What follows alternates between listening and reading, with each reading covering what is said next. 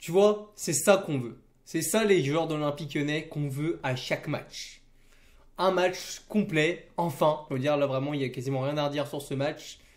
Mais un match complet. Un match presque parfait. Presque parfait. Il n'est pas totalement parfait, mais presque parfait. Eh bien, salut à tous les amis. Aujourd'hui, on se retrouve pour un nouveau débrief, pour le débrief de SCO Angers Olympique Lyonnais. Victoire 3-0 de nos Lyonnais. Débrief, encore une fois, je raconte ma vie, mais oui, c'est un débrief où, encore une fois, tu vois, c'est samedi soir, je travaille en restauration, malheureusement, je n'ai pas bien vu en détail ce match, mais je pense pas qu'il y avait besoin vraiment de bien être concentré sur le match pour voir de multiples occasions de chaque côté, parce que concrètement, on va pas se mentir, les gars, ce soir, l'Olympique Lyonnais a globalement eu bien la maîtrise de ce match, on va pas se mentir.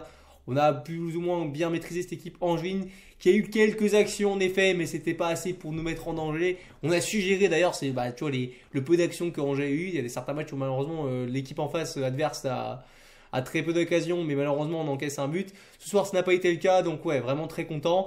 Bref, passons tout de suite au compo. J'espère que vous aimez bien aussi. Et voilà, dans le fond, je sais pas si vous voyez là, il y a le bon calendrier de la vente de l'Olympique Lyonnais. Oui, j'ai suivi un pigeon, j'ai payé 75 euros. Il a du malheur de 100 euros. Il coûte 100 euros, tu vois, je te raconte un peu ma vie. Mais bon, pendant le Black Friday à 75 euros, je me suis dit, je vais me faire un petit plaisir et je vais l'acheter. Bah, pour l'instant, je suis plutôt content, c'est plutôt pas mal. Bref, je raconte un peu ma vie. Donc, la compo, donc un espèce de 4-3-3 du coup. Enfin, un espèce, un 4-3-3 du coup, même globalement. Avec du coup au goal, pardon. Lucas Perry, en latéral droit, Maitland Nice. Franchement, encore une fois, très beau match, de très grand match de sa part. Je trouve qu'il a fait un très bon match. Mata Kaitachar, petite surprise un petit peu, comme de voir Mata comme ça aligné aux côtés de Kaitachar. Tagui Afiko à gauche, le soldat. Hein, lui, je vais en parler aussi un peu après. Le milieu de terrain, Veretout, Matic Toisso. Bah, Veretout, pareil, tu vois, j'avais beaucoup critiqué. J'avais dit, c'est dans les temps Veretout. Le dernier match, il nous avait fait un bon match face à Karabag. Bah, ce soir, face à Karabag, face à Nice. Bah, ce soir, franchement, très content. Franchement, encore une fois de son match. Et du coup, l'attaque, donc, Mike Fofana à gauche, Cherki à droite et Alexandre Lacazette en numéro 9, notre capitaine. Voilà, donc écoutez, bon, bah, comme je vous dis, c'est un match que j'ai pas pu bien voir dans les grandes lignes, hein, je vais pas te mentir, donc ça va être un résumé assez rapide, c'est plus même une réaction qu'un débrief, mais globalement, quand même, j'ai vu quand même un Olympique Lyonnais qui était quand même très concentré, qui a été sérieux jusqu'au bout, hein, c'est vraiment le cas de le dire, en plus avec ce dernier but de Mikotadze à la fin, très beau but, hein, peut-être le plus beau but le plus beau but de la saison, je sais pas, mais on va dire en termes d'exploit individuel, clairement, ouais, c'est peut-être le plus beau but de l'un de nos joueurs cette saison. Hein, vraiment, sacré but. Hein. Et Mikotadze, pareil, qui est en pleine confiance. Hein. Comme je vous le dis, hein, on va vraiment avoir un choix de roi entre Lacazette et Mikotadze. Parce que franchement, Mikotadze, il se laisse pas abattre. Hein. Tu vois, malgré que Lacazette a mis un triplé, là, il n'a pas marqué aujourd'hui, Lacazette. Bah, t'as Mikotadze qui répond derrière. Donc, c'est vraiment une bonne concurrence. Hein. Je pense que c'est vraiment bien.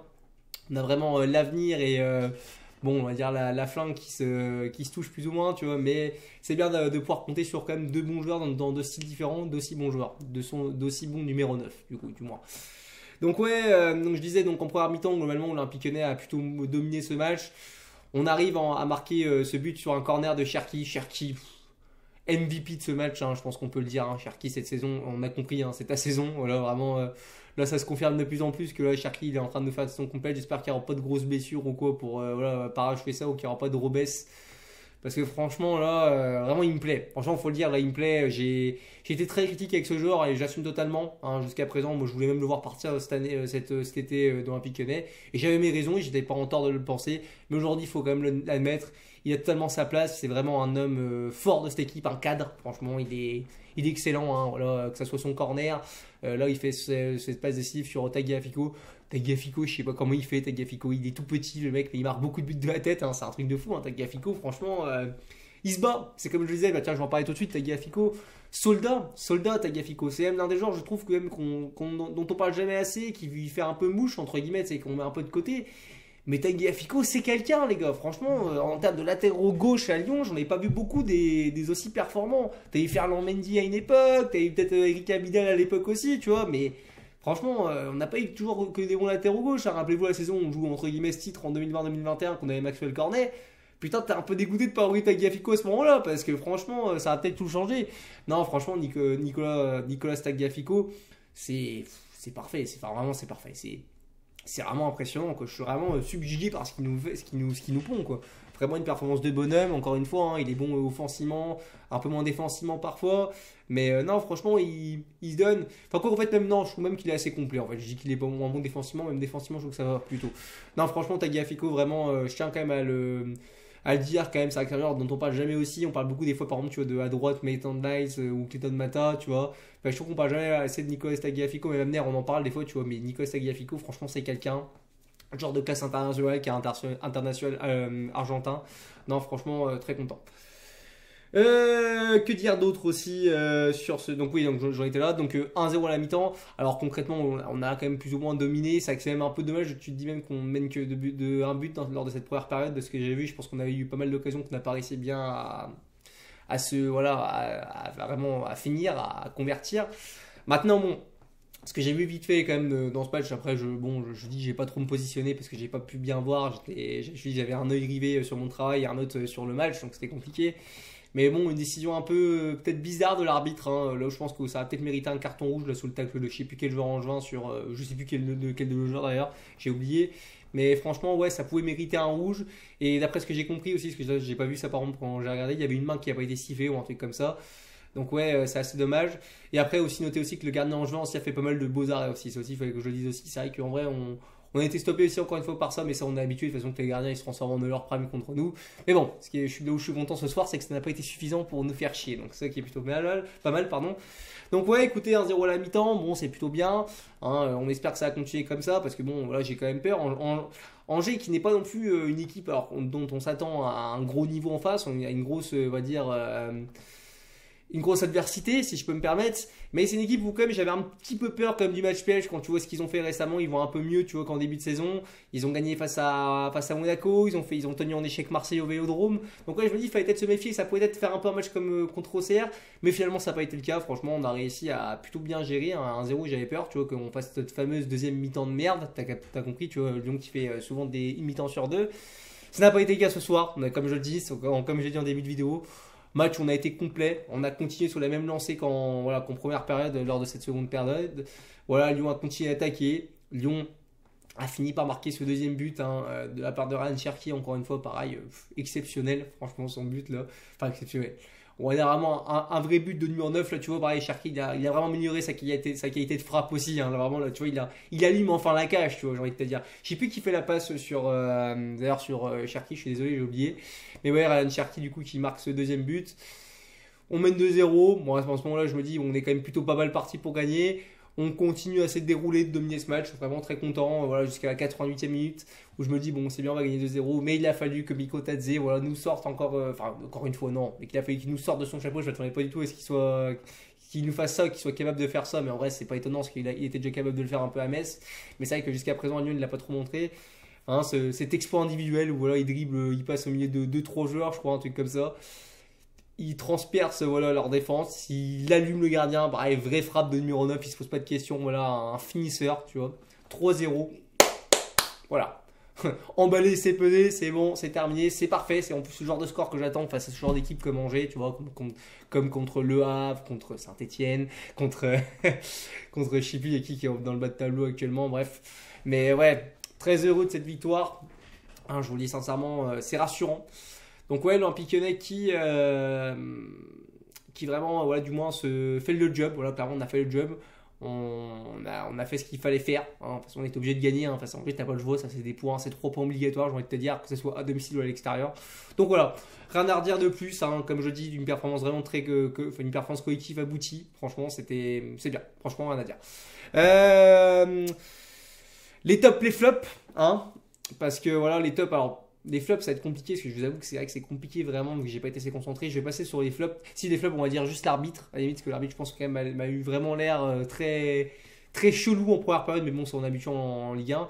Mais les tops, bon, j'ai envie de mettre déjà Ryan Cherki, hein, une passe et un but. Voilà, puis même dans le jeu, c'est aussi bon Ryan Cherki. Franchement, très bon Ryan Cherki. J'ai envie de mettre, j'ai trouvé aussi très bon Jordan Veretout. Si Veretout, je trouve que tu vois dans ce milieu de terrain, le milieu de terrain était globalement bon, mais Veretout, je trouve qu'il s'est plutôt pas mal démarqué d'après ce que j'ai vu. Donc ouais, très bon match de la part de Jordan Veretout, j'ai beaucoup aimé. Match aussi, j'ai bien aimé Maitland Nice aussi. Maitland Nice c'était plutôt pas mal. Mata aussi, Mata j'ai bien aimé aussi. Mata, d'ailleurs je trouve que vraiment Clinton Mata en défense centrale en tant que titulaire, je pense que ça y réfléchir quand même. Parce que Clinton Mata, on sait tous que c'est un latéral droit. Mais j'ai quand même bien cette impression quand même que Clinton Mata, même en défense centrale, c'est peut-être au-dessus de Keita Onakate. Enfin, au-dessus, bon, peut-être pas non plus à des années-lumière. Mais je pense que c'est plus ou moins un niveau équivalent et c'est plutôt efficace. Et j'aime beaucoup Clinton Mata. Franchement, Clinton Mata, pareil, c'est vraiment. Je parlais de Tagliafico tout à l'heure, mais pareil, lui, vrai bonhomme. Hein, vraiment une opération, vraiment. C'est l'opération du siècle, Clinton Mata, avec Maitland Nice. Enfin voilà, je veux dire, ils sont trop forts ces joueurs-là. Franchement, en défense, c'est impressionnant comment on s'est renforcé en si peu de temps.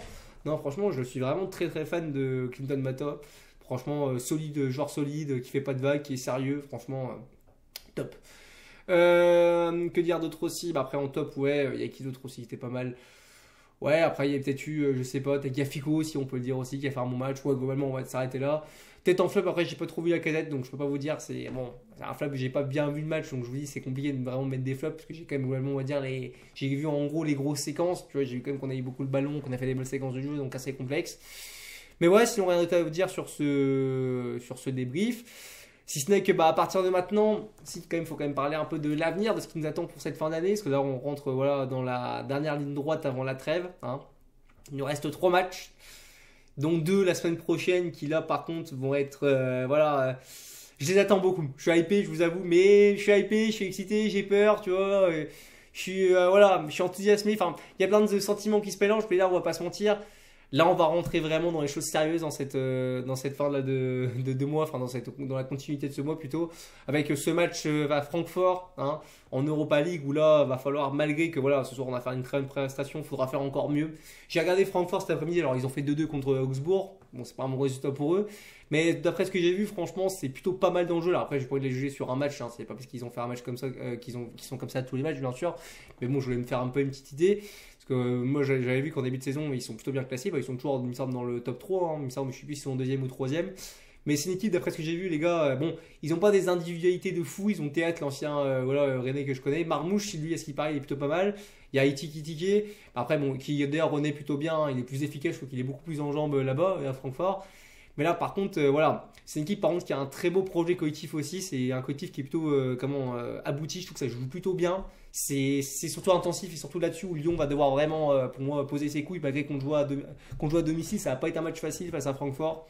Hein. Les mecs, je vous fais un petit avant-match vite fait durant cette fin de débrief. Mais il va falloir vraiment voilà, élever l'intensité, l'envie. Bon, vraiment, c'est pour un joueur professionnel, c'est obligé. Mais là, vraiment, il faudra vraiment avoir beaucoup d'envie aussi. Il va falloir y aller vraiment au forceps, j'ai envie de te dire. Donc voilà, donc déjà pour gagner face à Francfort, ce sera pas un match facile. Et après tu enchaînes avec Paris, c'est le déplacement à Paris qui est pas facile, hein, qui est de toute façon, on va pas se mentir, le déplacement comme le plus dur en Ligue 1 hein, pour n'importe quelle équipe, c'est le déplacement à Paris. Même si, hein, de ce qu'on voit dernièrement, franchement le PSG, de la finition, ça a beaucoup de soucis et ça peut nous réussir. Après bon, le problème c'est que le PSG on les connaît, tu vois. Dans le jeu, ils peuvent être voilà, moyens contre Nantes, Auxerre, etc. Mais contre voilà, les grosses équipes, genre Marseille et nous, généralement, surtout contre Marseille et nous, d'ailleurs, quand je regarde bien, ils se réveillent toujours un peu plus. Et en plus, vu qu'ils ont souvent été décevants, je pense qu'ils vont avoir à cœur de vouloir se racheter contre un gros club, entre guillemets, voilà, du top 4, enfin du top 4, du top 5, enfin bref, un gros club de la Ligue 1, quoi, contre nous. Donc, ouais, il faudra poser nos couilles. Mais franchement, je pense qu'on ne faut pas partir défaitiste. Hein. De toute façon, bon, dans tous les cas, il ne faut pas partir défaitiste, dans tous les cas. Mais là, franchement, je pense que vraiment l'Olympique Lyonnais a un coup à jouer. Que ce soit peut-être aller s'imposer, hein, pourquoi pas, on sait jamais, ça peut être cool. Et après, voilà, même un match nul, franchement, je prends direct. C'est vrai que si on peut éviter juste de perdre, franchement, ça serait déjà un très bon résultat. Donc voilà, on verra bien après ce qui se passe. Et après, il y aura ce déplacement en Coupe de France, bon, normalement, même si c'est voilà, une équipe voilà, amatrice, quand même, il faudra faire le job. Hein. J'ose espérer quand même qu'on fera le job, qu'on prendra pas de surprise. Généralement, ça ne nous arrive pas, mais voilà, il faudra quand même faire le job. Donc ouais, rien d'autre à vous dire sur ce débrief. Là. Désolé pour ces dernières minutes où j'ai fait un peu mon côté un peu avant match. N'hésitez pas à donner votre avis, que ce soit en pouce bleu ou en pouce rouge. Donc on se retrouve très bientôt pour le débrief normalement de Lyon-Francfort. Jusqu'à là, je vous souhaite une bonne soirée. Je vais sourire, franchement, je suis content d'être supporter de Lyon en ce moment. Ça me fait plaisir avec le calendrier de l'avant aussi, tu vois. Je suis content d'ouvrir un petit caisse olympique lyonnais chaque jour. Ça change voilà, parfois. Donc voilà. Nous, on se retrouve très bientôt. Et n'oubliez pas, allez l'OL. Allez, à plus les amis.